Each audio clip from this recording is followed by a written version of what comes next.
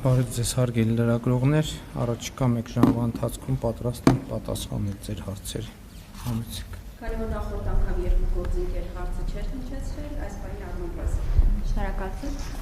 Պարոն վարչապետ, ազգային ժողովում դուք խոսեցիք ավիատոմսերի մատչելիության մասին։ Մի կողմից կառավարությունը խրախուսում է լոու-քոստերների աշխատանքը, որ ավելի շատ մատչելի ավիատոմսեր հասանելի լինեն քաղաքացիներին, մյուս կողմից խնդիր են ունենում վիզաների հետ կապված։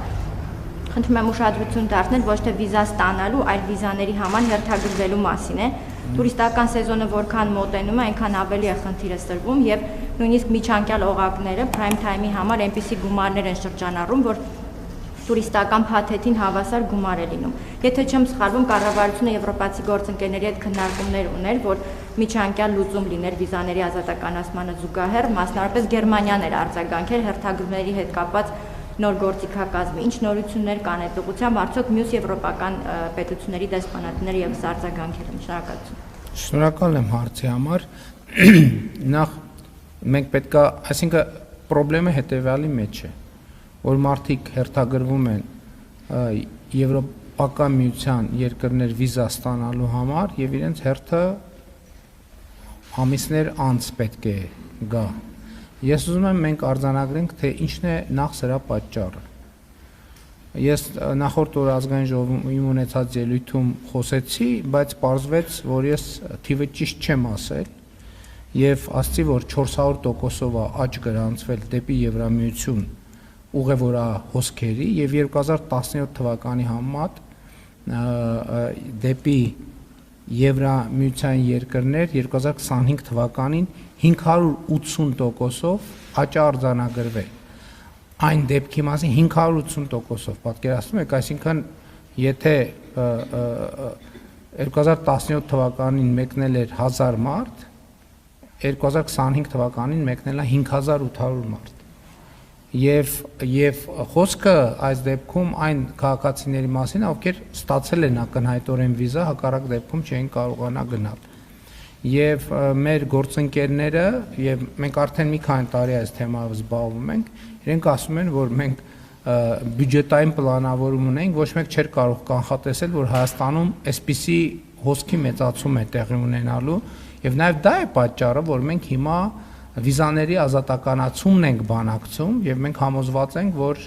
իմիջիայլոց այսօր միակ երկիրն է Հայաստանի Հանրապետությունը, որի հետ Եվրամիությունը բանակցում է վիզաների ազատականացման շուրջ եւ ես համոզված եմ, որ մենք շատ արագ, հնարավորինս արագ, լավ էսպես ասենք, արդյունք կարձանագրենք։ Ես ուզում եմ ձեր տված հարցից առիթից օգտվել եւ անդրադառնալ նաեւ մի այլ թեմայի, որովհետեւ ելույթի մեջ չկարողացա չհասցրեցի դրան անդրադառնամ կամ այլ ուղղությամբ էր ելույթը, որ խոսք էր գնում 2 եվրոյով տոմս լառնակա կա թե չկա։ Այդ իմ ափսոս մյուս հեռախոսի մեջ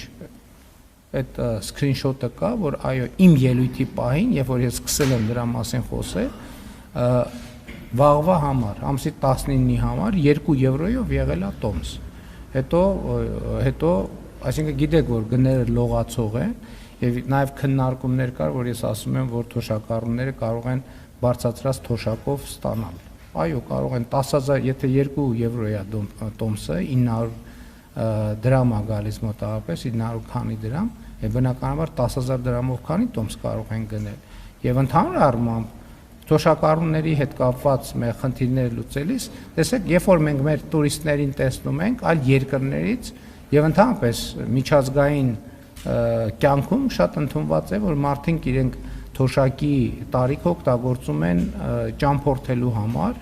եւ մենք էլ այդպիսի նպատակադրում ունենք, իսկ ով ասե, որ մարդը թոշակային տարիքում պետքա գանված լինի իր տանը, իր բակին, մարդիկ պետքա ճամփորդեն։ Պարզա, որ այսօր իրանք այդ հնարավորությունները չունեն, մենք դեռ հələ նոր նվազագույն սպառողական զամբյուղի շեմն ենք հաղթահարում, բայց համատեղ աշխատանքի արդյունքում մենք իհարկե համոզված եմ այդ խնդիրը նույնպես կլուծենք, որ նախ թոշակառու մեր սիրելի թոշակառուները սկսեն Հայաստանի Հանրապետության մեջ շատ ճամփորդել, հետո նաև արտերկիր ճամփորդել։ Ի վերջո դա բարեկեցության շատ կարևոր մի էլեմենտ է, բայց նաև ուզում եմ ասել, որ ընթացիկ շրջանում էլ մենք անդադ վերջին անգամ Եվրամիության հետ գործընկերների գործընկերների հետ բանակցություններ, երբ որ մենք ունեցել ենք, ուզում եմ հիշեմ, թե դա որտեղ էր, վերջին բանակցությունների ժամանակ այդ հարցը բարձրացրել ենք եւ իհարկե առաջիկա Եվրամիություն Հայաստան գագաթաժողովի ընթացքում նույնպես այդ հարցը կբարձրացվի։ Շնորհակալություն, հաջորդ հարցը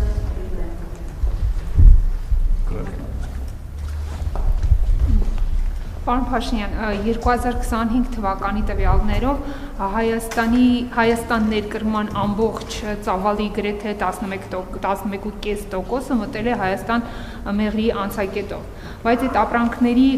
47%-ն է միայն իրանական ծագման, մնացածը ապրանքներ են Չինաստանից, հա մեքենաներ են, արևային վահանակներ, տեխնիկա եւ այլ ապրանքներ, Հնդկաստանից են ապրանքներ, դեղեր եւ այլն, Արաբական Միացյալ Էմիրություններից ոսկեգործության համար հումքը, այդ ապրանքներ օվկիանոսով, ծովով գալիս են Հորմուզով մտնում են իրանական Բենդեր Աբաս ու հետո գալիս են Հայաստան, բայց մենք ունենք մի իրավիճակ, որ գրեթե մի շաբաթ այդ իրանական նավահանգիստների համար փակ է մուտքը այդ Հորմուզի ջրանցքով եւ ինչպես երեք նախագահ Տրամպը հայտարարեց, դեռ այնքան է փակ լինելու, քանի դեռ Թեհրանի հետ 100%-անոց համաձայնագիրը չի կնքվել։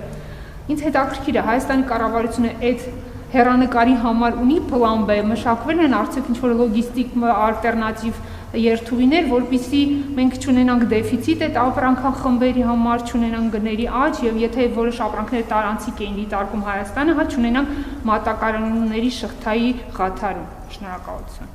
Նախ մենք արդեն արտահայտել ենք մեր անհանգստությունը եւ ցավը նախորդող շրջանում տեղի ունեցած իրադարձությունների առումով եւ գոհունակությամբ ենք արձանագրում, որ մեր երկու բարեկամ երկրների Իրանի Իսլամական Հանրապետության եւ Ամերիկայի Միացյալ Նահանգների միջև բանակցությունները կարծես թե առաջընթացի դինամիկա են ցույց տալիս եւ մենք ընդհակառակը այլընտրանքներ ընդհանուր առմամբ ձևավորում ենք, բայց Իրանի Իսլամական Հանրապետության հետ գործակցության մեր պատկերացումը ռազմավարական է եւ մենք ընդհակառակը ուզում ենք Իրանի տարածքով մեր լոգիստիկ շղթաները, հնարավորությունները ընդլայնել եւ նաեւ այս առումով է շատ կարեւոր TRIP նախագծի իրագործումը, որովհետեւ դրա արդյունքում ուզում եմ հիշեցնել, մենք երկաթուղային կապ կստանանք Իրանի Իսլամական Հանրապետության հետ, որի պարագայում Հայաստան ապրանքների ներկրումը եւ Հայաստանից ապրանքների արտահանումը էականորեն կհեշտանա, բայց ձեր հարցի համատեքստում ես ուզում եմ ասել, որ նախորդող շրջանում մենք արդեն ունեինք նոր կապուղի եւ կենտրոնական Ասիայով Չինաստանի հետ մենք երկաթուղային կապ ունենք, Չինաստան, Ղազախստան, Ռուսաստան, Ադրբեջան, Վրաստան, Հայաստան տարածքով եւ ես ենթադրում եմ, որ այդ կապը բոլոր այն դեպքերում, երբ որ կտեսնեն, որ գործարարները, որ տվյալ ուղղությամբ Իրանի Իսլամական Հանրապետությունով խնդիր կա բերելու, այդ ուղղությամբ կբերեն։ Ընդհանուր առմամբ մենք ինչպես նախորդի առիթ եմ ունեցել ձեզ ասելու, որ մենք նոր չէ, որ այդ թեմաներով զբաղվում ենք, մենք աշխատանքային խումբ դեռևս նախորդ տարի ենք եւ գուցե մի քիչ էլ ավել, որովհետեւ լարվածությունները եղել են եւ որ այդ հարցերով զբաղվել է եւ մենք վստահ ենք, որ ապրանքների դեֆիցիտ մենք չենք ունենա։ Գնաճը ուրիշ խնդիր է, որովհետեւ եթե ծագման կետում այդ ապրանքի գինը աճում է, մենք չենք կարող կամ միջազգային շուկայում ապրանքի գինը աճում է, մեր հնարավորությունները ազդեցության սահմանափակել։ Մատակարարումների առումով այո, այլընտրանքները կան եւ բայց ես հույս ունեմ նաեւ եւ համոզված եմ, որ առաջիկայում իրադրության կարգավորման համատեքստում մենք նաեւ TRIP նախագծի շուտապույտ իրագործում կունենանք, որի արդյունքում նաեւ Իրան-Հայաստան երկաթուղային կապ կձևավորվի, Պարսից ծոց-Սև ծով երկաթուղային կապ կձևավորվի, որը ձեռնտու կլինի բոլորին՝ Իրանի Իսլամական Հանրապետությանը, Հայաստանին, Վրաստանին, Ադրբեջանին, Թուրքիային, Միացյալ Նահանգներին։ Շնորհակալություն, հաջորդ հարցը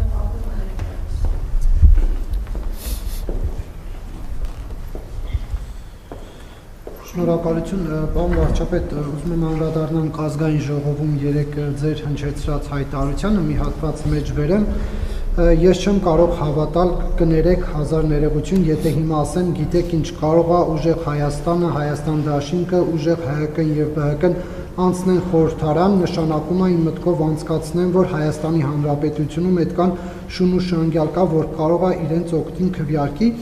Պարոն Փաշինյան, այսպեսով դուք արդյոք ճնշում չեք գործադրում հայաստանյան քաղաքացիների ազատ կամ արտահայտման վրա, ովքեր կնախընտրեն ոչ թե իշխանություններին քվե տալ, այլ ընդդիմադիր ուժերին։ Նախ թույլ տվեք ասել, որ ձեր մեջբերումը իմ խոսքից է, բայց խոսքը ամբողջական է, այսինքն ես նախ ասել եմ հետևյալը, որ քաղաքական ուժերը պատերազմի եւ որ նույնն է նախկինների եռագլուխ կուսակցությունը գալիս մարդկանց անվանում է ժեղ, անվանում է շունուշանգյալ, անվանում է բոշա եւ հետո ասում է մենք ընտրություններում հաղթելու ենք կամ մենք ընտրություններում հաջողություն ենք ունենալու։ Եվ ես մտածեմ, որ այդ ուժերը կարող են ընտրություններում հաջողություն ունենալ եւ նրանք դրանով մարտահրավեր են նետում Հայաստանի Հանրապետության քաղաքացիներին։ Այսպիսով իրենք պիտակարբորելով իրենց պոտենցիալ ընտրողներին որպես այդպիսին։ Եվ ես ասում եմ, չեմ կարող նախ Հայաստանի Հանրապետության բոլոր քաղաքացիներին կոչ եմ անում իրենց քաղաքական դիրքորոշմամբ ցույց տալ, թե ով է իրականում շունուշանգյալը ու բոշան նկատի ունենալով պատերազմի եռագլուխ կուսակցության վերնախավին։ Եվ այո, շատ անհարգալից կլինի իմ կողմից, եթե ես մտածեմ, որ Հայաստանի Հանրապետությունում կան քաղաքացիներ, ովքեր պատրաստ են պատերազմի եռագլուխ կամ որ նույնն է նախկինների եռագլուխ կուսակցության ներկայացուցիչների մարտահրավերը կուլ տալ եւ այդպիսի քաղաքական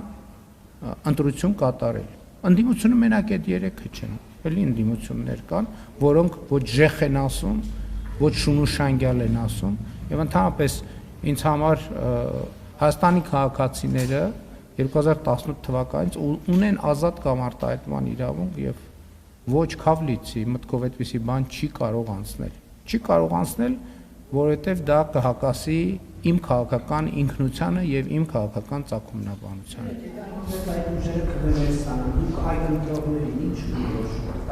Ես էլի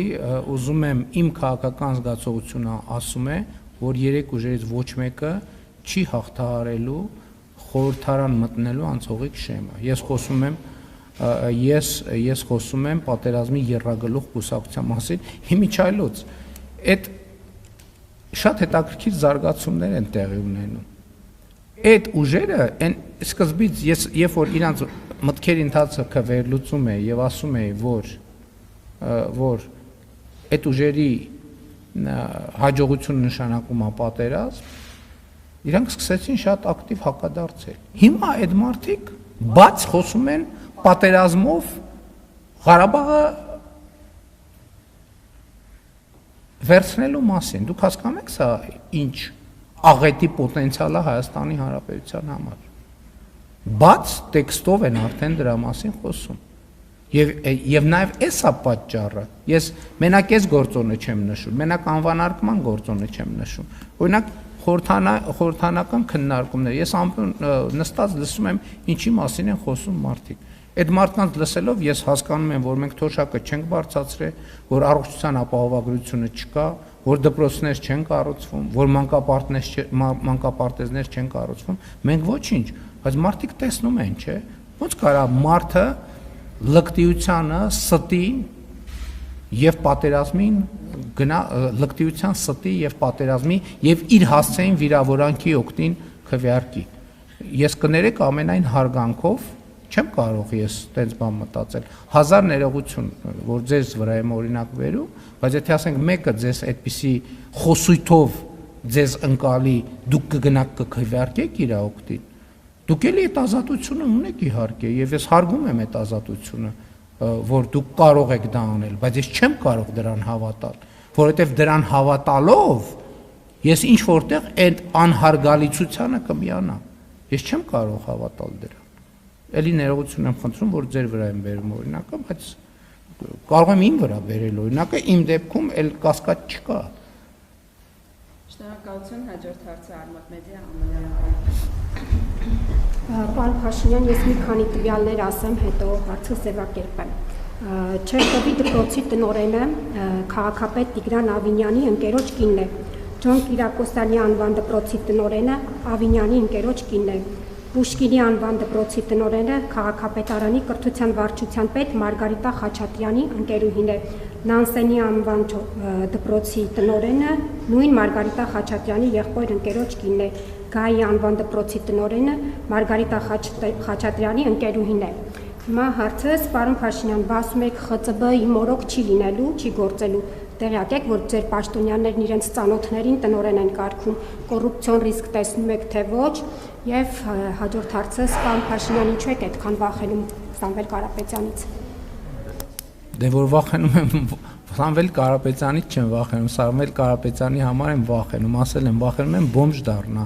Քանի անգամ ասեմ, ինչ կարիք կա այդ հարցը անդադ գտնել։ Իմացեք, որ ահա որ վախենում եմ նրա բոմժ դառնալուց, ընդ որում մինչև տարեվերջ։ Գոնե մի տասնամյակ բանելներ, դիմացելներ էլի ավելի քիչ կվախենայի, բայց հիմա ահա որ վախենում եմ։ Ինչ վերաբերվում է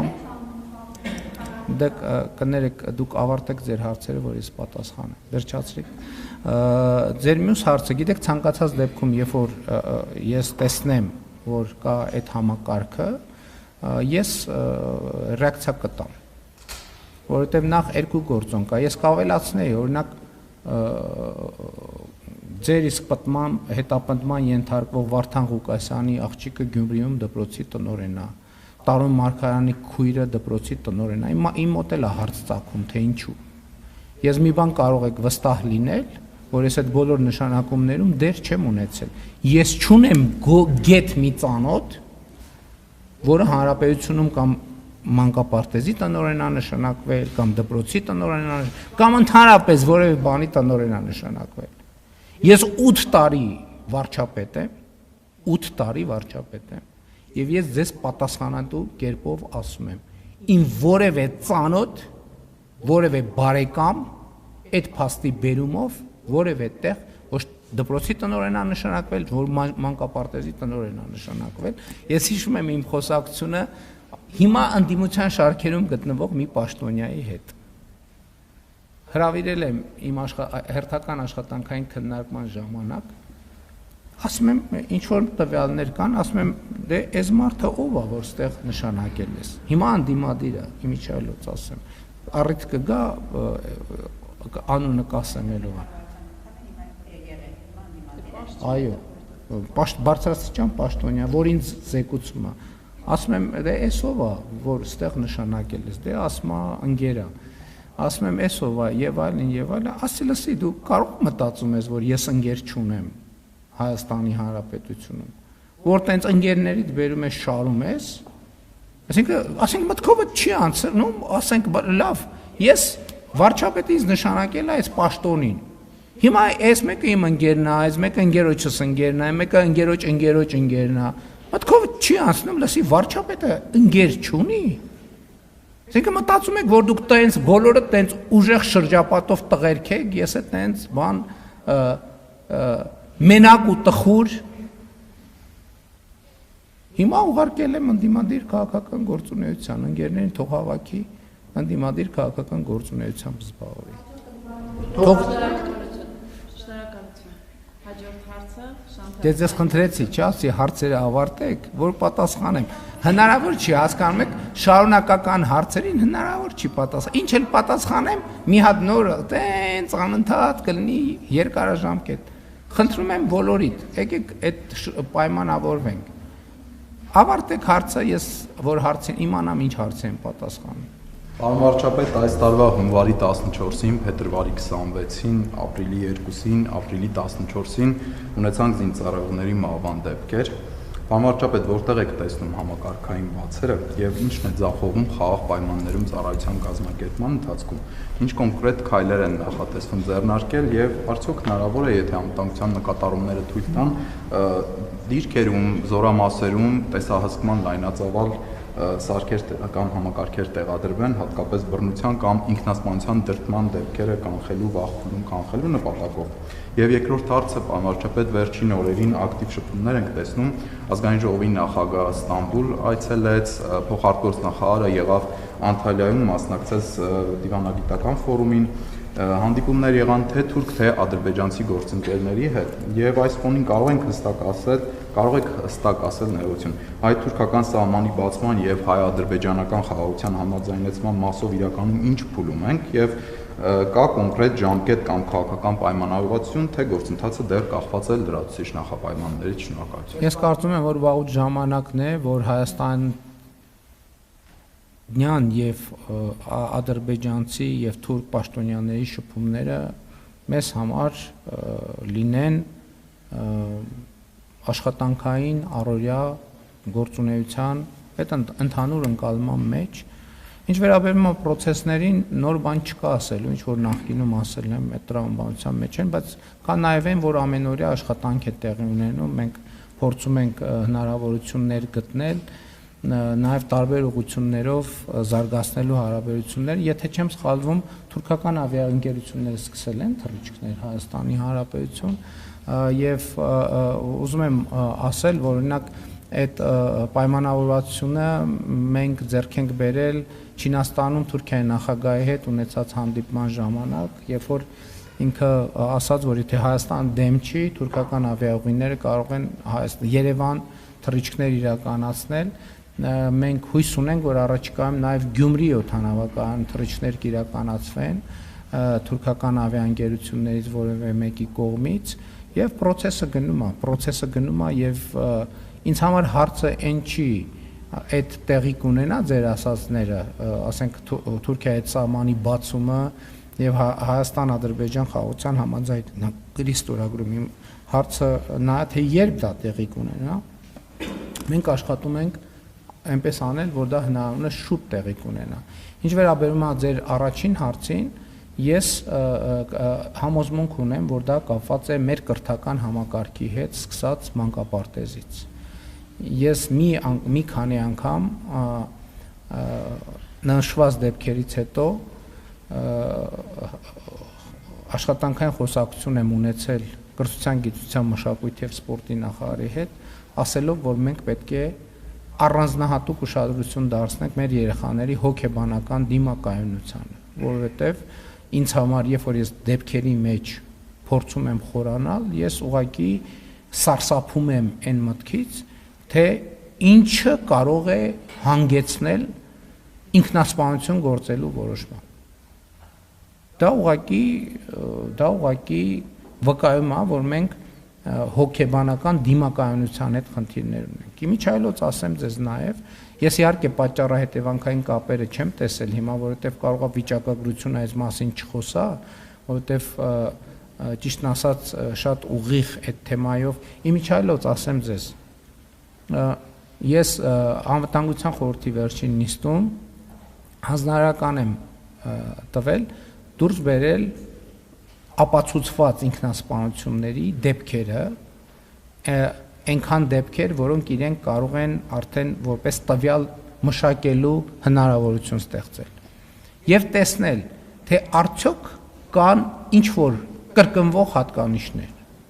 ինչ որ մի բան, պատկերացրեք գաղափարը ինչի մեջ է, ենթադրենք X թվով ինքնասպանություն,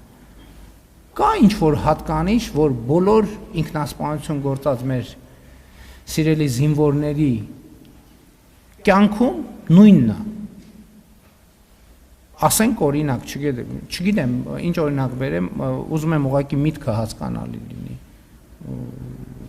Ինչ որ ընդհանրություններ, սկսած ընտանեկան վիճակից, ամենատար ինչը կա, մանավանդ արհեստական, եթե մենք ինֆորմացիան ամբողջությամբ ներբեռնենք չէ, արտաբեռնենք։ Ներբեռները, հա? Վերբեռնենք։ Արհեստական բանականությունը կարող է ասի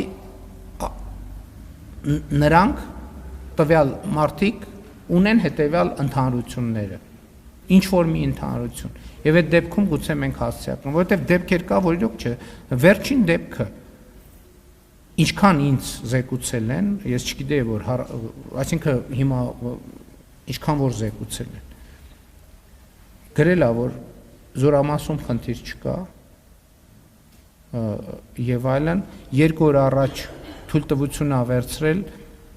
եւ գնացել այցելել հարազատի գերեզմանի, որը ըստ մեր տվյալների նույնպես ինքնասպանություն ա գործել եւ եկել ա նամակ ա գրել ու այդ արարքը թույլ ա տվել։ Պետք է հասկանալ դա պրոբլեմ, բայց մեկը ես կարծում եմ որ հոգեբանական դիմակայունության հետ իմիջայլոց դպրոցների հետ կապված այս քննարկումը որ կա, ես գուցե հրապարակային եմ խոսել դրա մասին, ասել եմ որ մենք դպրոցի գործառույթը իրականացնելիս երբեմն հաշվի չենք առնում որ 15, 20, 30, 40 հոգանոց դպրոցում այդ թվում հոգեբանական դիմակայունություն ստեղծել հնարավոր չի լինի, որովհետև մենք երեխային պահում ենք 10 տարի 40-50 մարդու շփման շրջանակում, հետո իրան բաց ենք թողում 7 միլիարդ կամ կարող է 8 միլիարդ չեմ ստուգել վերջին անգամ ինչքան է բնակչությունը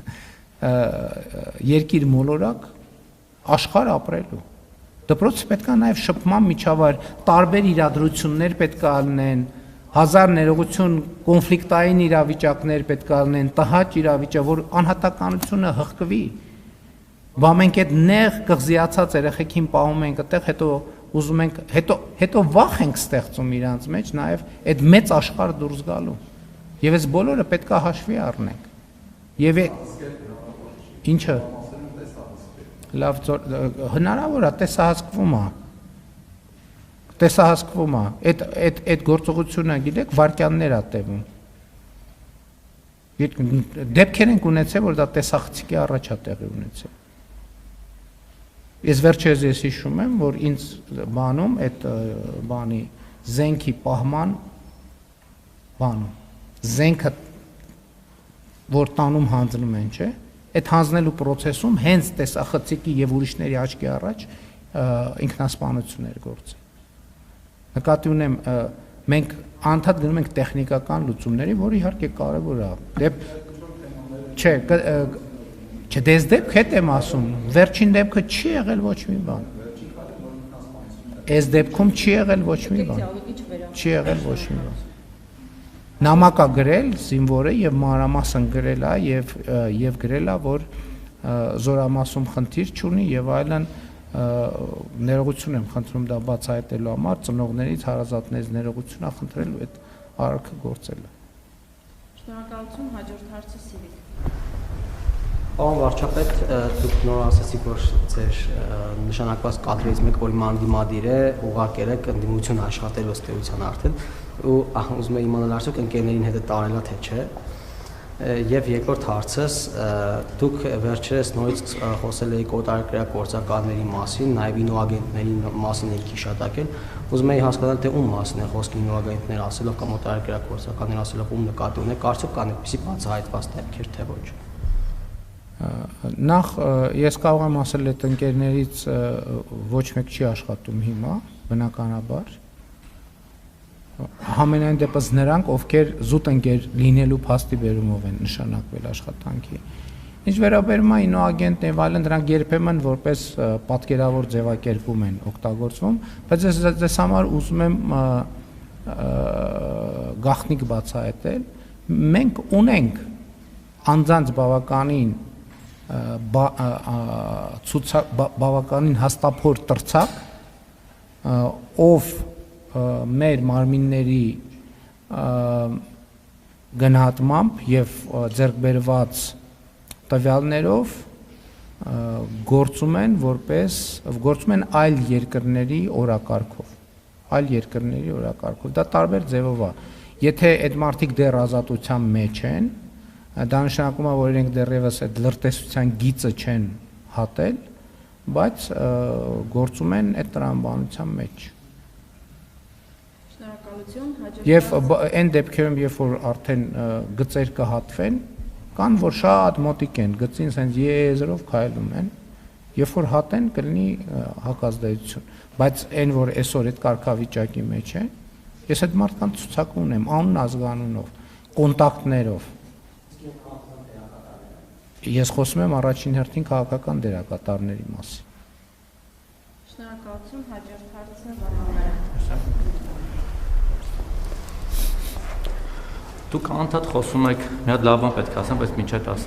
սա ուղղակի ռեպլիկի կարգով։ Անդադ խոսում եք եռագլուխ ինչ որ ուժեր, պատերազմի կուսակցություններ, ասում հասկանալ այդ պատերազմի կուսակցություններից օրինակ ԲՀԿ-ն կապ ունի պատերազմի կուսակցության հետ, թե ուժեղ Հայաստանը, թե Քոչարյանը, որը որ օրինակ ձեր օրոք ձեր պատերազմի ժամանակ 20 թվականի իրենց ոչ մեկ իշխանություն չէին։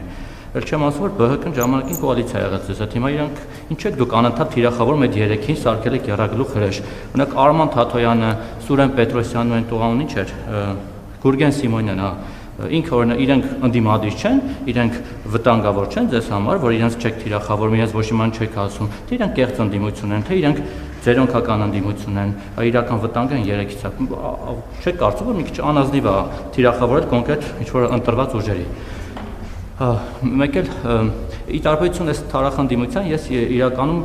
ունակ եմ գնահատել եւ տեսնել լավը, արձանագրել լավ բաները, որ տեղի են ունեցել ձեր իշխանության օրոք, օրինակ թոշակները բարձրացան ճիշտ է, այլևս դեռ լեռնակը չի թռչում այդ 10,000-ով ավելացած, բայց ես կօգնեմ կթռչի թոշակները։ Ճանապարհներ եք կառուցում, որը լավ է, նախկիները թալանում էին, չէին անում, օրինակ մեր թաղամասում եք հիմնանորոգում, հյուսիս-հարավը, մի խոսքով բազմաթիվ դա բաներ արել եք, մանկապարտեզ դպրոց եւ այլն եւ այլն։ Բայց մարդիկ ասում են, որ այդ ամեն ինչը նաև կյանքեր է արժեցել, ձեր գործունեությունը ողբերգություններ եւ մահեր է բերել իր հետ, ձեր ամեն հայտարարությունը, քայլը, սեփական կետից բանակցելը, չգիտեմ, ձեր տեղաշարժը անգամ ձեր Շարասյան, իր հետ մահ եւ կորուստներ ու ողբերգություն է բերել։ Հիմա հետո չթվարկեմ, հա, վերջին ավտոբուսի դեպքը, դրանից առաջ այլ դեպքեր, զինվորները գործընկերս ասած Ինչ ավտոբուս։ Այս ավտոբուսի վթարը, որ եղավ Լոռու մարզ, էլի ձեզ ուղեկցելու համար էր գնում։ Ճիշտ է, մեղավորը պարզվեց ինքը չէր, բայց ամեն դեպքում ձեզ համար էր գնում այդտեղ։ Այն գնայի ավտոբուսը։ Դե Արցախի հանձնումը, պատերազմը եւ այլն, այդ ամեն ինչը ձեր գործունեության արդյունքում կամ հետևանքով է եղել ավելի շուտ։ Մարդիկ դրա համար են ասում, որ վերջապես գնաք, հեռանաք, այս ողբերգությունների շղթան ավարտվի, հասկացանք, թոշակները, ասֆալտը, լեռնական շատ լավ է, ես ապավագրությունը մենք օգտվում ենք, շատ շնորհակալ ենք, բայց այդ ամեն ինչը նաև զոհեր է բերում։ Գիտեք, գումարած նաև ատելություն, անընդհատ դուք վիրավորում եք, անընդհատ ինչ-որ մարդկանց բոմժ եք անվանում, չգիտեմ, շուն շանգի, ինչ ասեցիք, սպառնում եք, այն օրն էլ Ֆայլաբազարով անցնում էի, դեպ մոտեցան ինձ, խնդրեցին նաև ձեզանից են հարցում, ասում են, կներեք, ուղիղ ասում են, բա երբ են սրանք գնալու, ասում ինչ եք ուզում հեռանան, ասում որ վերջապես գնան, աշխատանք չունենան, իրանցից մեծ մասը չգիտեմ որտեղ պետք է աշխատի, գան Ֆայլաբազարով մեր կողքը կանգնեն եւ հասկանան ինչ է նշանակում սեփական քրտիկով աշխատել, սեփական գումարը վաստակել եւ հետո նաև ծաղրել այդ գործով զբաղվողներին։ Հիմա վերջապես դուք այս ամեն ինչի մեջ խնդիր չեք տեսնում այդ բոլոր դրականների կողքին, որ այդ շղթան պետք է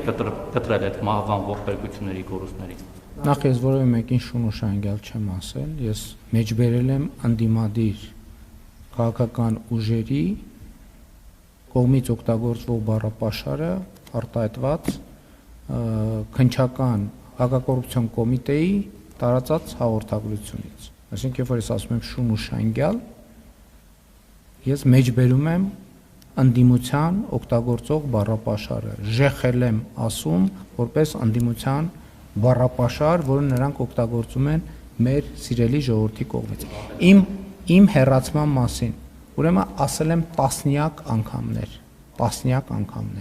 երբ որ Հայաստանի Հանրապետության ժողովուրդը կորոշի, որ ես պետք է հեռանամ, ես կհեռանամ։ Երբ որոշի, ընդ որում ես դա երբեք չեմ կապել ընտրությունների հետ, երբեք չեմ կապել։ Ասել եմ, որ Հայաստանի ես հեղափոխությամբ եմ դարձել վարչապետ եւ ես բնականաբար միշտ ճանաչել եմ եւ ճանաչում եմ Հայաստանի Հանրապետության ժողովրդի հեղափոխություն անելու իրավունքը, որ պահին, այսինքն, եթե չեմ սխալվում, նախորդ տարի եմ արել այդ հայտարարությունը, դրանից առաջ եմ արել, 2021 թվին եմ ասել եմ, եթե ժողովուրդը որոշի, որ ես պետքա կանգնեմ գնդակահարության պատի տակ, ես հլուկը կանգնեմ գնդակահարության պատի տակ, այսօր եմ ասում։ Հայաստանի Հանրապետության քաղաքացիները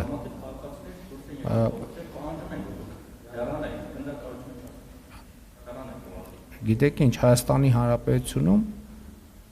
ուրեմն կա իշխանություն, որը պատկանում է ժողովրդին եւ կա արտահայտման միջոցներ։ Այսինքն ժողովրդի մեծամասնությունը, եթե չուզենար, որ ես վարչապետ լինեի, ես վաղուց ընդհանրապես ես համոզմունք ունեմ եւ դա ապացուցել եմ, որ երբ որ ժողովրդի մեծամասնությունը չուզենա, որ որևէ մեկը լինի իշխանություն, այդ որևէ մեկը չի կարող լինել իշխանություն։ Ես ինքը ժողովրդին հեղափոխության կոչ եմ արել, բայց դա չի նշանակում, որ երբ որ հարգելի 10,000, 20,000, 30,000 քաղաքացի հավաքվում ան որևէ հարցով, ուրեմն վարչապետը պետք է հրաժարական տա։ Վարչապետի հրաժարական տալը եւ հեռանալը դա շուտ լուրջ եւ պատասխանատու եւ կարա լինի անպատասխանատու։ Եվ հետեւաբար այն ինչ որ դուք ասում եք, դրա պատասխանը Հայաստանի Հանրապետության ժողովուրդը տվել է եւ կտա։ Ես իմ մանրամասներին չեմ ուզում անդրադառնալ, որտեւ նախ 5 տարի է դրա մասին խոսում եմ,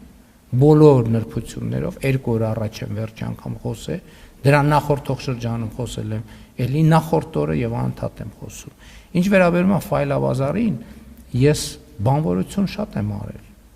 Ես աշխատել եմ, ես իմ աշխատանքային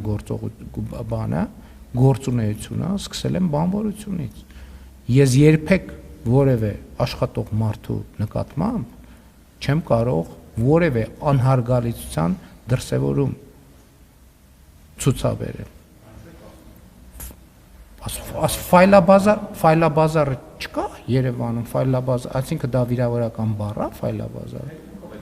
Ես հեգնանքով ֆայլաբազար ինչ եմ ասում, 1000 ներողություն, ես եթե հեգնանքով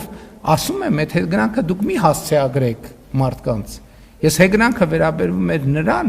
1000 ներողություն, երբ որ ես ձեզ ասում եմ, որ դուք քվեարկելու եք մեր օգտին, եթե որ պահին մենք իշխանություն չլինենք, դուք պետք է այլ աշխատանք փնտրեք։ Ես ֆայլաբազար, ես փողոցներում քայլում եմ, ես երբ որ փողոցներում կոմունալ աշխատողի եմ հանդիպում, որ ես Երևանում շրջում եմ, ես մոտենում եմ այդ մարդկանց ձեռքով բարևում եմ, եթե դեմ չեն լինում, ես կրծքանշանից էլ նվիրում եմ, որպիսությունը հասնում եմ, դուք երբ կարաք տեսած լինեք, որ ես աշխատող մարդու նկատմամբ կապ չունի ինքը ինչ աշխատում։ Ես տասնյակ անգամներ եմ կառավարության նիստում հայտարարել, որ որևէ աշխատանք, չկա այդպիսի աշխատանք, օրինական աշխատանքի մասին է խոսքը, որը արժանի չի հարգանքի։ Դե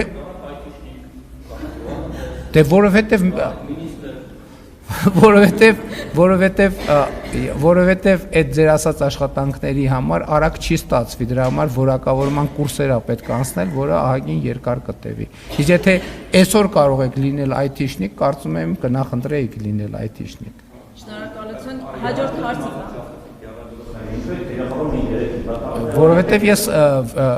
խոսույթն եմ, հիմա դուք նույն ԲՀԿ-ի մասին եք ասում, ճիշտ է։ Ես ասեմ, նայեք ով է իրանց երկրորդ համարը, այդ դրանով կապ ունի, բա ոնց այդ մարդը երկրորդ համար, ոնց է երկրորդ համար, այո, այդ մարդիկ պատերազմի գաղափարախոսներ են, կոնֆլիկտի գաղափարախոսներ են, բա ու մենակ բանով չի, ասենք, ոնց երկրորդ համարը, ընդ որում այն պայմաններում, երբ որ կուսակցության ղեկավարը ասում է դե մենք մի քանի բան ունենք, տենց էլ չբացահայտելով այդ մի քանիսը ովքեր են։ Այսինքն ես խոսույթն եմ վերլուծում եւ չեմ բացառում, որ մյուս կուսակցությունների դեպքում էլ կարող են լինել, բայց ես չեմ կարող 1000 ներողություն բոլոր կուսակցությունների խոսույթներին հետևել։ Ովքեր շատ լրատվամիջոցներ ունեն, իրանց խոսույթին եմ հետևում, իրանք ավելի ակտիվ են։ Չեմ բացառում, որ ուրիշ տեղեր էլ կան։ Ինչ տեսնում եմ, այդ եմ ասում։ Պարոն Մակարյան, ուրեմն Հայաստանի Հանրապետություն ժողովուրդ ջան, ես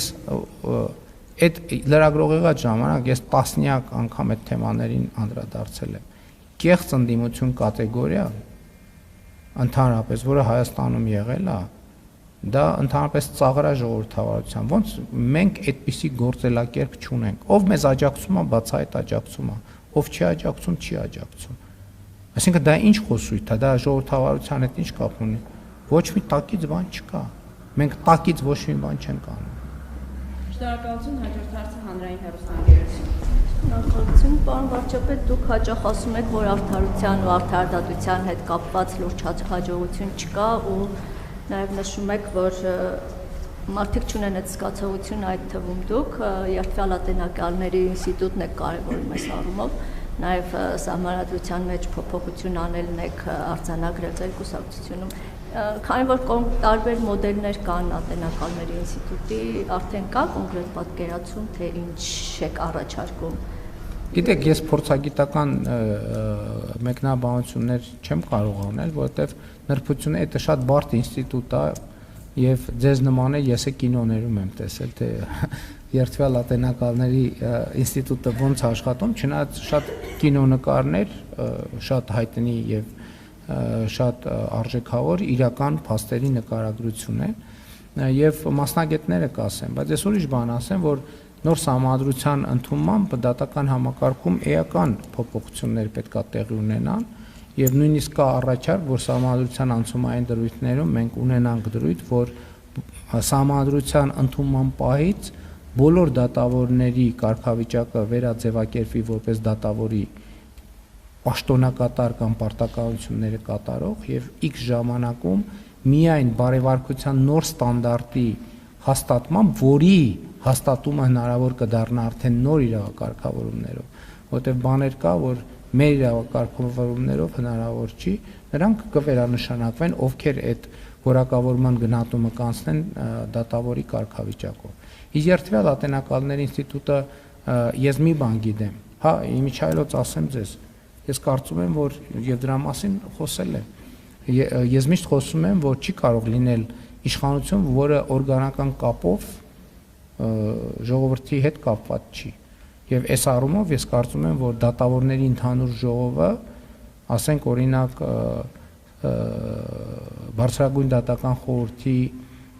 անդամ ընտրելու կամ իրավունք պետքա չունենան։ Նրանք պետքա իրավունք ունենան տեխնացու առաջադրել, բայց բոլոր դեպքերում պետքա ընտրությունը վերջնական որոշումը կայացնի այն մարմինը, որ ժողովրդի առաջնային մանդատը կրում է, եւ այդ մարմինը ազգային ժողովն է։ Եվ այլն եւ այսպես շարունակ։ Շնորհակալություն, հաջորդ հարցը կենտրոն հեռուստաընկերությունն։ Պարոն վարչապետ, շարունակելով գործընկերոջս հարցը, տեսեք, ձեր իշխանության գալուց 8 տարի հետո եւ նախընտրական խոստումից 5 տարի հետո դուք հայտարարում եք, որ մաֆիա կա համակարգում մետաստազներ գցած բոլոր ոլորտներում, հա, դատախազությունում, ոստիկանությունում, եւ արդյոք սա ձեր թերացումը եւ ձախողումը չէ, երբ միայն խոստումից 5 տարի հետո եք պարզում, որ մաֆիա կա համակարգում, արդարադատության ոլորտը խայտառակ վիճակ է, եւ ասում եք սահմանադրության փոփոխությունը կկարգավորի, ինչպես է կարգավորելու եւ մեկ հիշեցում էլ անեմ, երբ որ դուք ասում եք կա տենց դատավոր, որ կարող է իմ ասածը չանել։ Հիմա եթե սահմանադրությունը փոխեք, այսինքն նման հայտարարությունների դեպքում օրենսդրության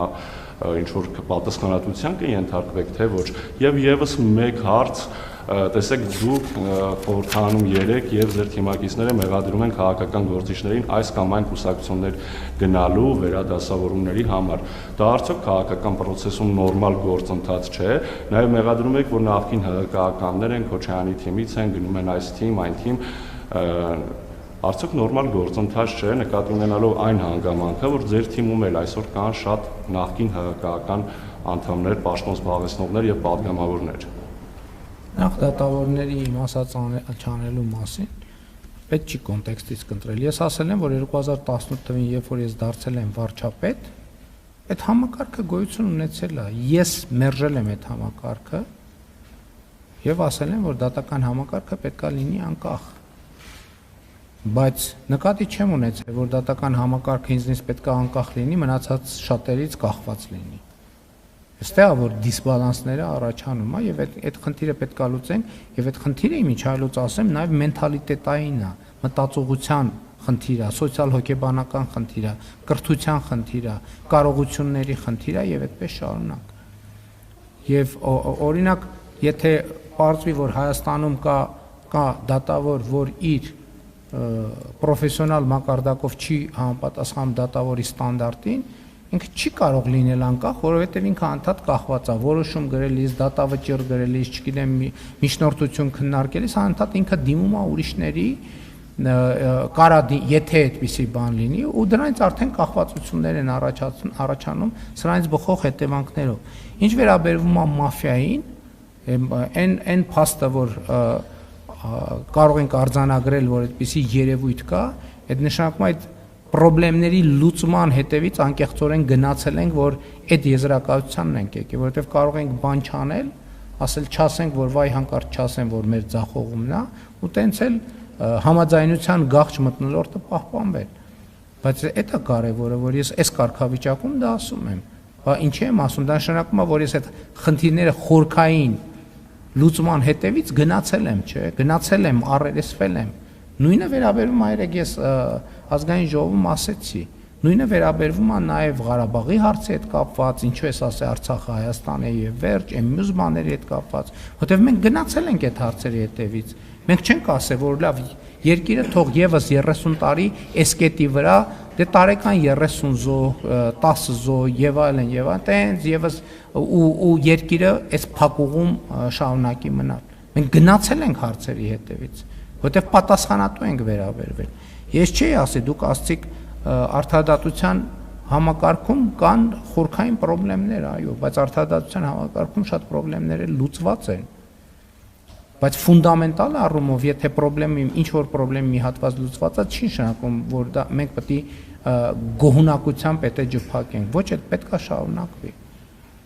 Եվ այո, մաֆիան կա այդ թվում քաղաքական արտահայտությամբ եւ քաղաքական մակարդակով, որովհետեւ իրանք այդ թվում ժողովրդավարության գործիքները օգտագործելով շարունակում են ազդեցություն ունենալ Հայաստանի Հանրապետությունում։ Եվ իմիջիայլոց ասեմ, այս խնդրեմը կա նաև բազմաթիվ ուրիշ զարգացած երկրներում, որտեղ միտեղ հաջողությամբ են լուծում, մյուս տեղը պակաս հաջողության են լուծում։ Մենք համոզված ենք, որ մենք այդ խնդրեմը հաջողությամբ ֆունդամենտալ արմատական ձևով կլուծենք եւ այդ թվում դրա համար մեր մանդատի շարունակություն ենք ակնկալում մեր ժողովրդից։ Շնորհակալություն։ Դե կներեք, այնքան շատ եք տալիս, չեմ հարցնում գրել, ինչի մասն է։ Դե չեմ մեկնաբանի, հիմա դա քաղաքական։ Դե նայած որը հիմա ինչ, չգիտեմ, ասենք ենթադրենք, եթե օրինակ նույն մեր քաղաքական թիմի ներկայացում ենք, ասել ենք նույն մեր հանձնառությունը ինչ ա եղել, որ պետքա մենք շատ խստագույն բանով չափանիշներով վերաբերվենք ինքներս մեզ։ Մենք տեսնում ենք այն քաղաքական թիմի անդամները, այդպիսի դեպքեր եղել են, ում հետ կապված խնդիր ենք առաջացնում, այդ թվում 1, 2, 3 գծեր անցնում են եւ արդեն իրավական մեխանիզմները սկսում են գործել, մեկ էլ հոբ դառնում են ընդդիմադիր։ Այսինքն ինչ, բանի մեր քաղաքական թիմի անդամը լինելու նպատակը այն է, որ ինդուլգենցիա ունենան, ինչ ուզենան անեն, չի կարող այդպիսի բան լինել։ Շնորհակալություն, հարգելի գործընկերներ։ Դեպի 10 րոպեվա 4 հարցներ են, ուսման քալիեր արձանագրել, հաջորդ հարցի ճեպարանց արձանագրել, Պարոն վարչապետ, սահմանադրության հետ կապված երեք արդարադատության նախարարը ասաց, որ տեքստը պատրաստ է եւ դրա հրապարակել չհրապարակելու որոշումը պետք է կառավարությունը կայացնի։ Ես ուզում եմ իմանալ պատրաստի տեքստին ծանոթանալու հնարավորություն ունեցել եք, եթե այո, ինչպիսին է այն ըստ հիմա պատրաստ է հրապարակման եւ ընդհանուր առմամբ ինչպիսին է դիրքորոշումը ձեր տեքստը հրապարակել չհրապարակելու ժամկետների վերաբերյալ ձեր թիմակից Մարիա Կարապետյանը ասում էր, որ լավ կլինի, որ միջև ընտրությունները տեքստը հրապարակվի, արդյոք ձեր դիրքորոշումը եւս այդպիսին է եւ նաեւ ուզում եմ իմանալ, քանի որ իրական Հայաստանի գաղափարախոսությունը ձեր հաշվի առնելով եւ նաեւ այն հայտարարությունները, որ դուք պարբերաբար ասում եք, որ պատմական արդարության հետևից գնալու որևէ նպատակ եւ մտադրություն այլևս չկա, ուզում եմ իմանալ այս ամեն ինչը հաշվի առնելով, արդյոք տեսնում եք անհրաժեշտություն Հայաստանի զինանշանից հեռացնելու Արարատի պատկերը եւ Մոսկովյան բանակցություններից երբ որ վերադարձաք, եթե ես ճիշտ եմ հիշում, դուք ասացիք, որ ի թիվս այլ պայմանավորվածությունների նաեւ ռազմատեխնիկական պայմանավորվածություն է ձեռք բերվել, արդյոք սա նշանակում է, որ Հայաստանը Մոսկվայից զենք գնելու պայմանավորվածություն ունի։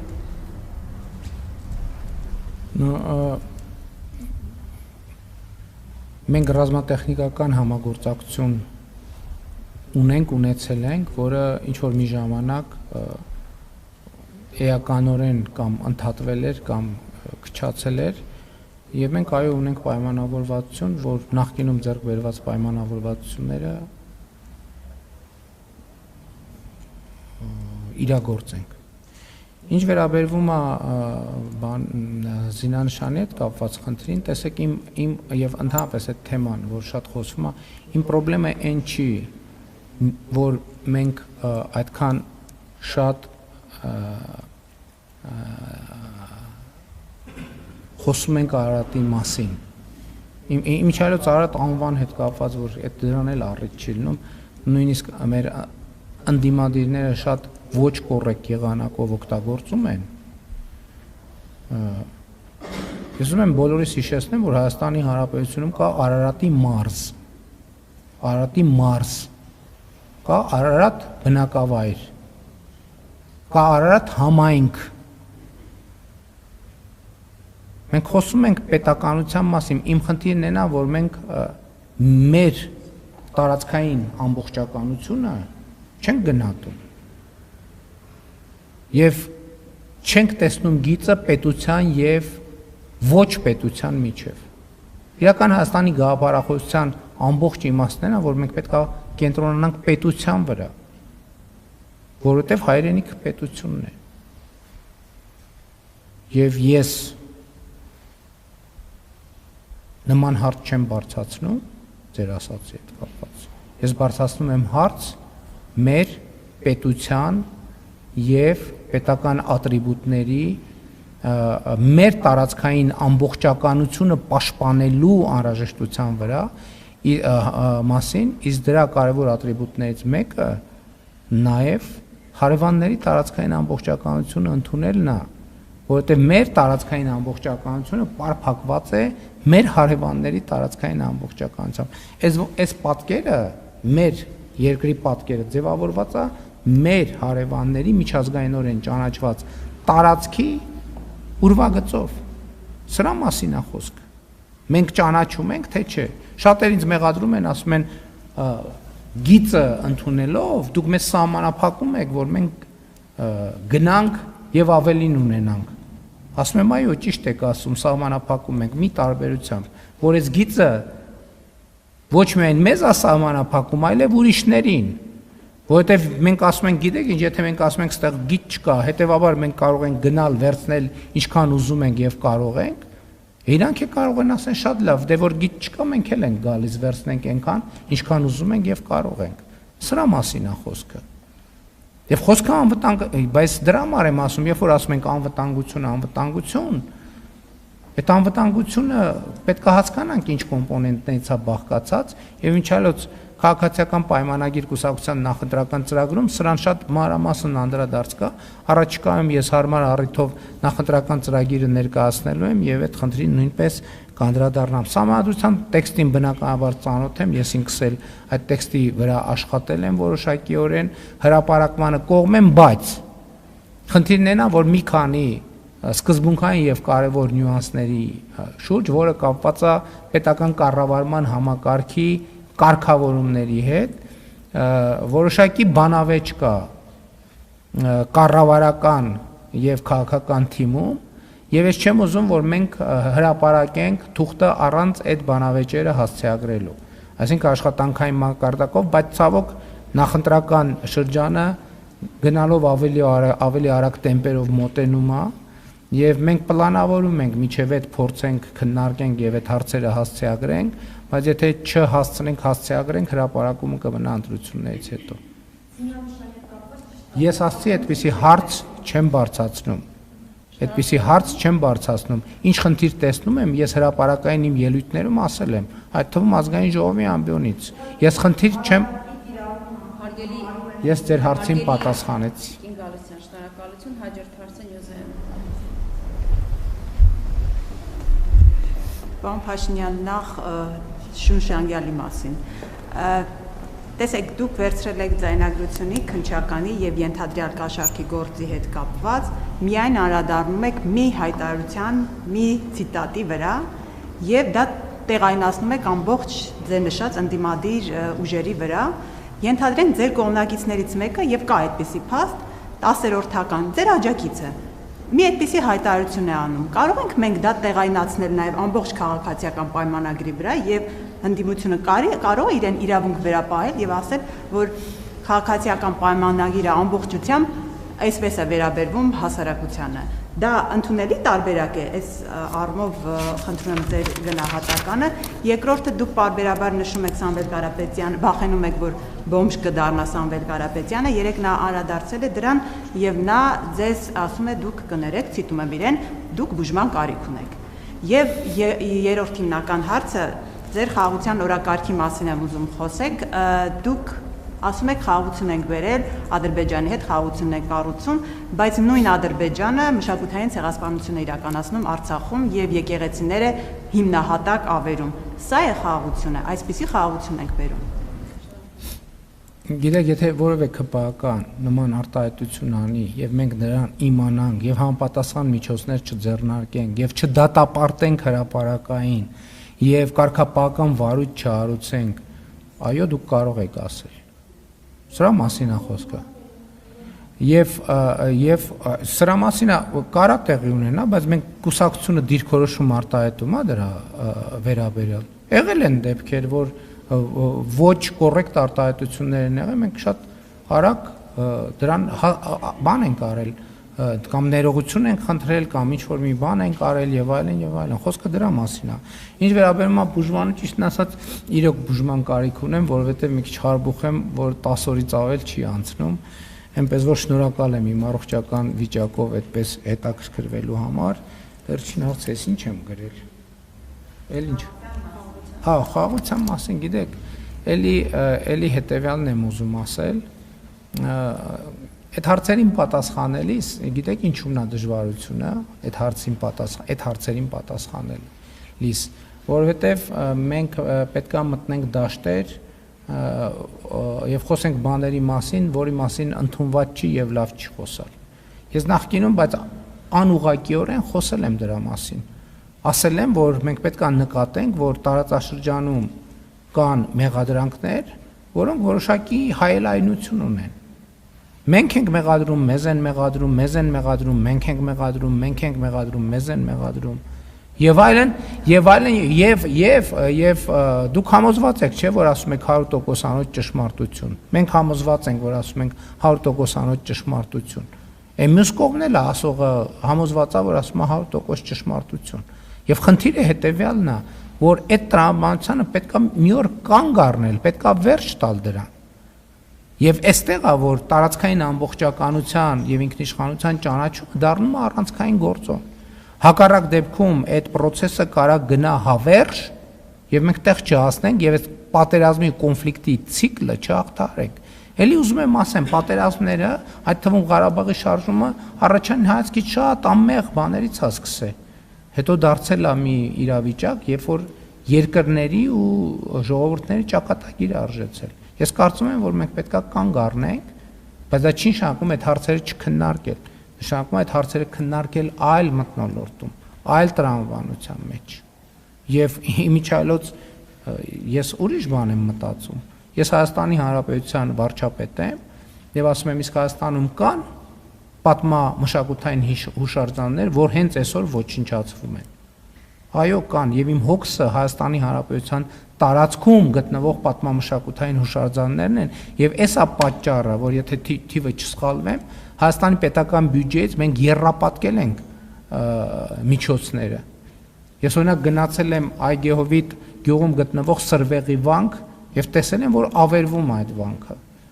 Վերադարձել եմ հանձնարարական եմ դրվել վերականգնել։ Գնացել եմ Բջնի եկեղեցի, տեսել եմ պատը քանդված է։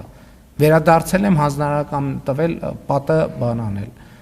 Գնացել եմ Բջնի ամրոց, տեսել եմ, որ ամբողջը ծառերով փակված է եւ ճանապարհել գոյություն չունի։ Վերադարձել եմ հանձնարարական եմ տվել, որ կառուցել։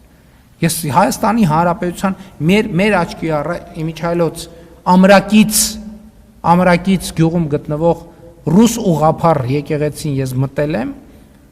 եւ տեսել եմ, որ Ավերման եզրին է ռուս ուղղափառ եկեղեցին։ Վերադարձել եմ, հանձնարարական եմ տվել, որ պատմամշակութային արժեքը վերականգնվի եւ վերականգնված է, ուրախ եմ, հույս ունեմ այն օր չհասցրեցինք մտնել, առաջիկա մի առիթով կգնանք եւ կտեսնենք ինչա վերականգնման արդյունք։ Մի քանի վայրկյան է մնացել, օրագիրներս։ Պարոն Թաշինյան, օրեր առաջ ազգային ժողովում հայտարարեցիք, որ 2021-ի ընտրություններին դուք մասնակցել եք պսևդոդաշնակցական նախընտրական ծրագրով, հիշեցնեմ, դրանում կային դրույթներ Արցախի ինքնորոշման իրավունքի առաջ մղման, Շուշիի եւ Հադրութի դեօկուպացիայի մասին։ Սա արդեն պատերազմից հետո էր, բայց դուք չսթափվեցիք եւ ձեր հիշատակած այդ օրակարգից չհրաժարվեցիք։ Բայց ամենայնիվ, հիմա որքանով վստահ լինենք, որ մի քանի տարուց էլ իրական Հայաստանի մեր 29743 քառակուսի կիլոմետր տարածքի մասին նույն կերպ 29743 Ստված 25 ասած։ Չէ, ճիշտ գիտեմ ձեր ասած թիվը։ Այդ տարածքի մասին դե անընդհատ շեշտում եք առանց Արցախի մնացածի, լավ ինչևէ։ Այդ տարածքի մասին նույն կերպ չեք խոսի, դուք հիշեցնեմ նաև, որ այդ տարածքից 200 քառակուսի կիլոմետրը ադրբեջանական զինուժը օկուպացրել է հենց ձեր իշխանության օրոք, որն է երաշխիքը, որ մի քանի տարի հետո չեք գա եւ այստեղ կանգնած չեք ասի, որ իրական Հայաստանն էլ այսպես կոչված Արևմտյան Ադրբեջանն է։ Գիտեք, մենք խոսում ենք Հայաստանի Հանրապետության միջազգայինորեն ճանաչված տարածքի մասին։ Եվ ձեր ասած նախադասությունը հնարավոր չէ հնչեցնել։ Ինչ վերաբերվում է նախորդ շրջանին, տեսեք, ես 2 օր առաջ էլ ազգային ժողովում ունեցած ելույթում էլի հիշատակեցի 2021-2026 թվականների կառավարության գործունեության ծրագրում արձանագրվածը, որ խաղաղության դարաշրջան բացելը ժողովրդի առաջ ստանձնած մեծագույն պարտավորությունն է։ Եվ գիտեք, կառավարումը եւ քաղաքական գործունեությունը եւ մանավանդ պետության կառավարումը ունի առանձնահատկություն եւ ինչի մենակ ձեր աշխատանքն էլ իհարկե իր մասշտաբով, որ երբեմն կանգնում ենք ընտրության առաջ։ Քանի որ մեր ընտրությունը մեծագույն պարտավորությունը եղել է խաղաղությունը, մենք գնացել ենք մեծագույն պարտավորությունը կատարելու ճանապարհով։ Այսինքն գոյություն ունի կշեռքի մի նժարին դրվում է մի խնդիր ձևակերպման, երբ որ կա հակասություն, հասկանում եք։ Եթե չլներ հակասություն այդ խնդիրների իրագործման դեպքում, չէր առաջանա նաև այդ հարցը։ Բայց երբ որ կա իրավիճակ, մի ժամ մեր լրացավ, երբ որ կա մի իրավիճակ, երբ որ դու հասկանում ես եւ ակնհայտ է դառնում, որ դրանք համատեղելի չեն, պետք է կատարել ընտրություն։ Եվ մենք կատարել ենք ընտրություն Հայաստանի Հանրապետության ինքնիշխանության, տարածքային ամբողջականության եւ պետության հարատեվության օրակարգի օգտին։ Մանավանդ որ մյուս օրակարգելը իրագործելը մենք հասել ենք անհնարինության կետին։ Ըստ առանձնահատկությունն ինչ է, որ 2018 թվականից մենք անկեղծորեն գնացել ենք այդ օրակարգերը լուծելու ճանապարհով։ Եվ դրա վկայությունը, որ մենք Ղարաբաղի հարցի բովանդակության մեջ ոչ մի բան չենք փոխել, ոչ մի բան։ Դրա վկայությունը բանակցային փաթեթի հրապարակումն է, որ ամբողջ բանակցային փաթեթը հրապարակված է։ Բայց չեք զգում, որ ուր գնացին այդ խոսակցությունները, որ նախկինում ասվում էր, որ չգիտեմ, բանակցություններին սենց ա եղել, սենց ա եղել, սենց ա եղել, այդ ամբողջը հոդս ցնդեց, ինչու, որտեղ ամբողջ բանակցային պատմության ամբողջ փաթեթը հրապարակեցինք եւ այսօր յուրաքանչյուր քաղաքացի կարող է բացել եւ կարդալ, թե ինչ էր Ղարաբաղի հարցը, ինչ էր նշանակում եւ ինչի շուրջ են եղել բանակցությունները։ Շնորհակալ